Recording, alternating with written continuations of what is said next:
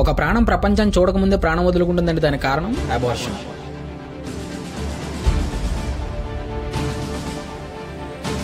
గత 5 ఏళ్లలో తెలుగు రాష్ట్రాల్లో జరిగిన అబార్షన్ రేట్ చూస్తే 2 తెలుగు రాష్ట్రాలు కలిపితే ఇండియాలో టాప్ లో నిలబడతాయి. Harris rough, Sahibzada Farhan. దాంట్లో ఫరాన్ అనేవాడు గన్ ఫైర్ చేసినట్లు సెలబ్రేషన్ చేశాడు. ఇంకా హారిఫ్ అనేవాడు అభిషేక్ శర్మతో గొడవకు దిగాడు. అసలు ఎందుకు వీళ్ళు ఇంత ఓవర్ యాక్షన్ చేస్తారో అర్థం కావట్లేదు.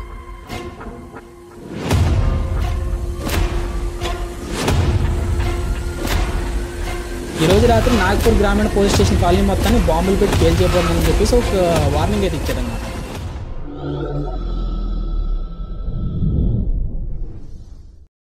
ఒక ప్రాణం ప్రపంచాన్ని చూడకముందే ప్రాణం వదులుకుంటుందంటే దానికి కారణం అబార్షన్. ఇది చాలా బాధాకరమైన విషయమైనప్పటికీ ప్రజెంట్ ఇండియాలో జరుగుతున్న సిచ్యువేషన్. ఇందులో Maharashtra, Tamil Nadu, west Bengal highest rating లో ఉన్నాయి. అంటే ఎక్కువగా అబార్షన్ జరుగుతున్న స్టేట్స్ అనమాట. మరియు తక్కువగా అరుణాచల్ ప్రదేశ్, ఛత్తీస్గఢ్, ఉత్తరాఖండ్, హిమాచల్ ప్రదేశ్ ఇవన్నీ దేశంలో చాలా తక్కువ అబార్షన్ రేట్ ఉన్న స్టేట్స్ అనమాట. ఇందులో మన తెలుగు రాష్ట్రాలు లేవు కదని చెప్పేసి మీరు ఫ్రీగా ఫీల్ అవుతున్నారేమో, అక్కడికే వస్తున్నా. గత 5 ఏళ్లలో తెలుగు రాష్ట్రాల్లో జరిగిన అబార్షన్ రేట్ చూస్తే 2 తెలుగు రాష్ట్రాలు కలిపితే ఇండియాలో టాప్ లో నిలబడతాయి. అంటే ఆ రేంజ్ లో ఏపీ, తెలంగాణలో అబార్షన్ జరుగుతున్నాయి. ఏపీ కంటే తెలంగాణలో 3 రెట్లు ఎక్కువ అబార్షన్ జరుగుతున్నట్లుగా ఒక రిపోర్ట్ ఉంది. గత 5 సంవత్సరాలు ఏపీలో 367% పెరగ్గా కేవలం తెలంగాణలో మాత్రమే 917% అబార్షన్స్ పెరిగాయి. ఈ గణాంకాలన్నీ పార్లమెంట్ సమావేశంలో కేంద్ర మంత్రి అయిన అనుప్రియ పటేల్ రాజ్యసభలో వెల్లడించింది. తెలంగాణలో 2021-2022 మధ్యలో 1578 అబార్షన్లు నమోదవగా కేవలం 2024-2025లోనే 16,059 అబార్షన్లకు పెరిగాయి. ఈ లెక్క ప్రకారం ఏపీ, తెలంగాణలో గంటకి 2 అబార్షన్లు జరుగుతున్నాయి. దీనికి గవర్నమెంట్ ఎంటీపీ అంటే మెడికల్ ట్రామినేషన్ ఆఫ్ ప్రెగ్నెన్సీ 2021 సవరణ చట్టం ప్రకారం గర్భాన్ని రద్దు చేసుకోవడానికి 20 నుంచి 24 వారాలు పెంచారు. ఇది అబార్షన్ చట్టబద్ధంగా చేయించుకునే వాళ్ళకి ఎక్కువ అవకాశాన్ని కల్పిస్తుంది. అంటే కడుపులో ఉండగా శిశువుకి ఏదైనా ప్రమాదం జరిగినప్పుడు గానీ లేదన్నా ఏదైనా అత్యవసర పరిస్థితి వల్ల గర్భాన్ని తీయించుకోవాల్సి వస్తే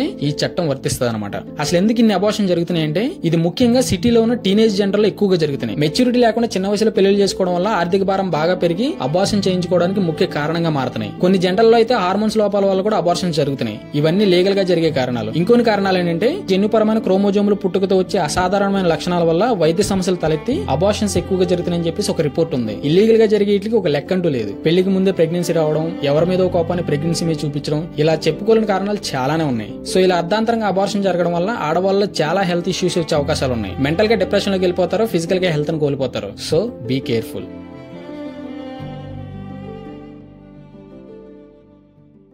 జస్ట్ ఇమాజిన్, ఒకవేళ భూమి యొక్క సైజు డబుల్ అయితే ఎలా ఉంటది? ఇది ఒక వాట్ ఇఫ్ ఫ్యాక్ట్ అయినప్పటికీ ఎర్త్ సైజ్ డబుల్ అయితే ఎలా ఉంటదంటే ఫస్ట్ గా గ్రావిటీ పెరిగిద్ది.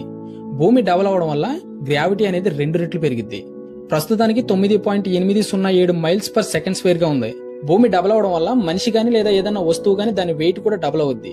దానివల్ల మనం రన్నింగ్ కానీ జంపింగ్ కానీ చేయడం చాలా కష్టం అవుద్ది. భవనాలు, బ్రిడ్జ్లు, విమానాలు మళ్ళీ గ్రావిటీకి తగ్గట్టుగా నిర్మించుకోవాల్సి ఉంటది, లేకపోతే కూలిపోతాయి. ఇంకా భూమి యొక్క సర్ఫేస్ కూడా 4 రెట్లు పెద్దదవుద్ది. దాంతోపాటు సముద్రాలు కూడా 4 రెట్లు పల్చగా విస్తరిస్తాయి. దానివల్ల సముద్రాలు చాలా సిటీస్ ని ముంచేస్తాయి. ఢిల్లీ, న్యూయార్క్ లాంటి సిటీలు నీటిలో మునిగిపోతాయి. ఇంకా పర్వతాల విషయానికి వస్తే ఎవరెస్ట్, హిమాలయ లాంటి పర్వతాలు వాటికి ఉన్న హైట్ కంటే సగం హైట్ కి తగ్గిపోతాయి. అంటే ఇప్పుడు మౌంట్ ఎవరెస్ట్ 8,849 మీటర్లు ఉంది. అది సగానికి అంటే 4,000 నుంచి 5,000 మీటర్లు తగ్గిపోద్ది. ఇంకా స్పేస్ విషయానికి వస్తే మన భూమి యొక్క ఎస్కేప్ వెలాసిటీ 11 కిలోమీటర్ల పర్ సెకండ్ ఉంది. అంటే భూమి యొక్క గ్రావిటీ నుంచి ఎస్కేప్ అయ్యే వేగం అది 22 కిలోమీటర్ల పర్ సెకండ్ గా మారుద్ది. అప్పుడు మనం స్పేస్ లోకి వెళ్ళడం చాలా కష్టం అవుద్ది. అప్పుడు చంద్రుడి పైన అడుగు పెట్టడం, శాటిలైట్లు, స్పేస్ స్టేషన్స్ అన్ని ఒక సైన్స్ ఫిక్షన్ గా మిగిలిపోతాయి. ఇంకా మనం స్పేస్ ఎక్స్ప్లోర్ చేయడం అంటారా, అది చాలా కష్టంగా మారుద్ది. అలానే మన జీవన శైలి, జంతువుల ఆకారంలో కూడా చాలా మార్పులు ఏర్పడతాయి. మనం చాలా చిన్నగా మారుతాం, దృఢంగా మారుతాం. ఇంకా పక్షులు గాల్లో ఎగరడానికి కూడా చాలా కష్టపడాల్సి వస్తుంది. ఎత్తుగా ఎదిగే చెట్లు కూడా ఎదగడం ఆగిపోతాయి. పరిగెత్తే జంతువులు మందగిస్తాయి. వాతావరణంలో చాలా మార్పులు వస్తాయి. భూమి లోపల పొరలు వేడెక్కడం వల్ల అగ్నిపర్వతాలు ఎక్కువగా పేలుతాయి. CO2 అంటే కార్బన్ డైఆక్సైడ్ ఎక్కువగా విడుదలవుద్ది. శ్వాస తీసుకోవడంలో చాలా సమస్యలు ఏర్పడతాయి. ఇంకా భూమి డబుల్ అవడం వల్ల చంద్రుడి యొక్క గ్రావిటీ పెరిగి భూమి వైపు లాగబడతాడు. దానివల్ల సముద్రంలో పెద్ద పెద్ద అలలు ఏర్పడతాయి. ఇంకా భూమి వేగం తగ్గిద్ది, రాత్రి పగల్లో మార్పులు ఏర్పడతాయి. ఇప్పుడు రోజుకి 24 గంటలుంటే అప్పుడు 40 గంటలు అవుద్ది. ఇవన్నీ వింటుంటే అద్భుతంగా, ఆశ్చర్యంగా అనిపిస్తుంది కదా.